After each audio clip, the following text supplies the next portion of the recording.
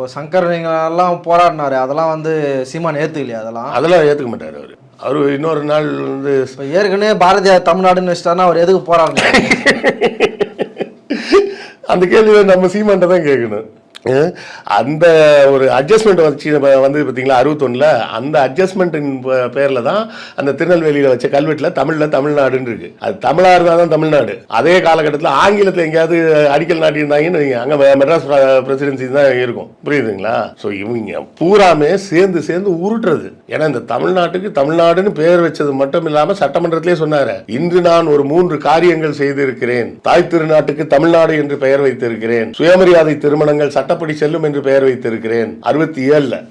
இனி தமிழ்நாட்டுக்கு எப்போதும் இருமொழி கொள்கை தான், மும்மொழி கொள்கை கிடையாது அப்படின்னு இந்த 3 காரியங்களை செய்திருக்கிறேன். இந்த 3 காரியத்தை மாற்ற வேண்டும் என்று நீங்கள் நினைக்கலாம். உங்களுக்கு துணிவு இருந்தால் மாற்றுங்கள் என்று கூட நான் சொல்லலாம். நீங்க நினைச்சா எங்களை தூக்கிட்டு இன்னொரு ஆளை கொண்டு வந்து அதை மாற்ற கூட முயற்சி செய்யலாம்.